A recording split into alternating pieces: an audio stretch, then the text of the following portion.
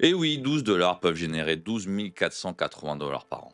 Pourquoi? Grâce à 10 secondes économisées répétées tous les jours. Je vous le prouve maintenant, puis on l'applique à votre processus après. Il y a quelques semaines, mon CFO me montre sa calculatrice. D'après toi, combien elle me fait économiser par an? Bah, je sais pas, je tente un quelques centaines. Je souris, il savait que j'allais répondre ça. Et il me dit, ne pense pas aux erreurs évitées. Pense aux 10 secondes supprimées répétées tous les jours. Vous diriez quoi? 100, 1000 et ouais, 12 480 $. 10 secondes fois 50 actions par jour, 250 jours, 104 heures par an, à 120 $, ça nous fait donc 12 480 $. C'est pas la calculatrice qui crée la valeur, non, c'est la friction retirée. Et ça, c'est le cœur de l'UX. Ici, on fait pas joli, on fait pas du design esthétique, on observe, on supprime la friction. On mesure le avant-après et on traduit des secondes en dollars. Dans une minute, vous aurez un cadre simple pour estimer votre retour sur investissement UX. Étape 1. Observez en contexte. Regardez faire, chronométrer, repérer les actions et les hésitations. Étape 2. Modélisez la friction.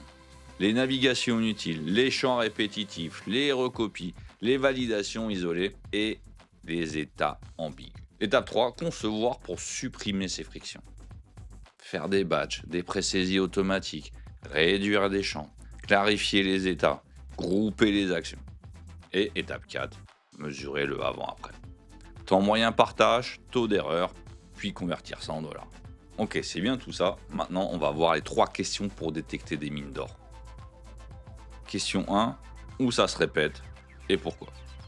Question 2. Combien de temps, combien de fois par jour? Question 3. Comment diviser ce temps par 5? Eh oui. Prenons un cas que tout le monde connaît, les notes de frais. On va timer un petit peu tout ça, vous allez voir. Navigation, 2 minutes pour trouver le bon formulaire. La saisie, 4 minutes de champ répétitif où on fait des erreurs, faut recommencer, on n'est pas sûr. L'upload, 3 minutes parce que je dois faire fichier par fichier. La validation, 1 minute d'incertitude. Est-ce que j'ai fait les bonnes choses? Est-ce que j'ai mis les bons noms? Et le manager, dans tout ça, c'est encore pire. Lui, c'est carrément 15 minutes par session pour 5 notes de frais. Et oui, il faut qu'il voit toutes les erreurs qui ont été faites, qu'il analyse, qu'il les corrige, et en plus qu'il évite ses propres erreurs à lui. Alors, la conception UX, la voilà. Principe 1, éliminer la friction répétitive. Comment? C'est tout simple. Avec un hub d'accueil, on met directement en avant les 3 raccourcis principaux des 3 types de notifications les plus utilisés, quelques petits récaps visuels, des notifications, les prochaines actions à accomplir et des tips et astuces, tout simplement. Principe 2, prévenir les erreurs.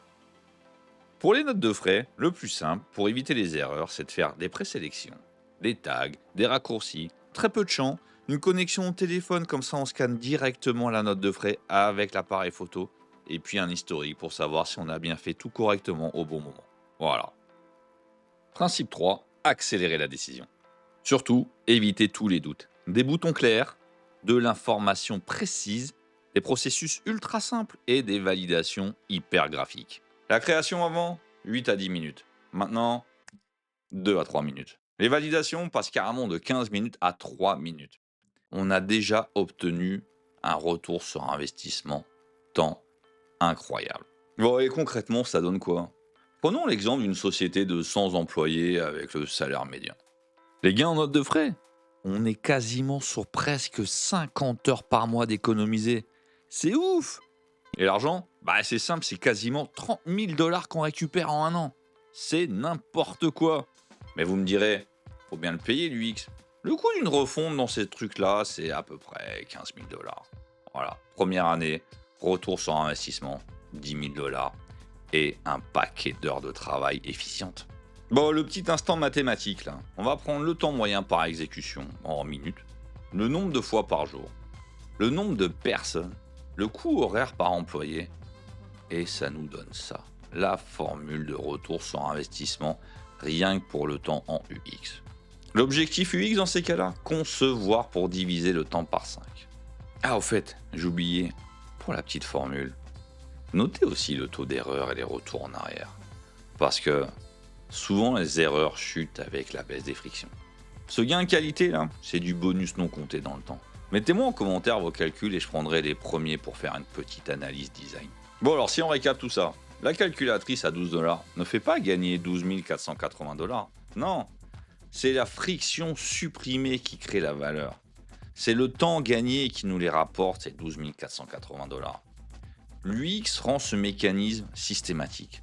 Moins d'étapes, moins d'incertitudes, moins d'erreurs. On mesure avant-après, on parle chiffres. On recreusera dans les prochaines vidéos des retours sur investissement UX très précis. D'ici là, abonnez-vous. Je suis Nicolas, UX Researcher, et ici, on relie l'expérience utilisateur à un impact business mesurable.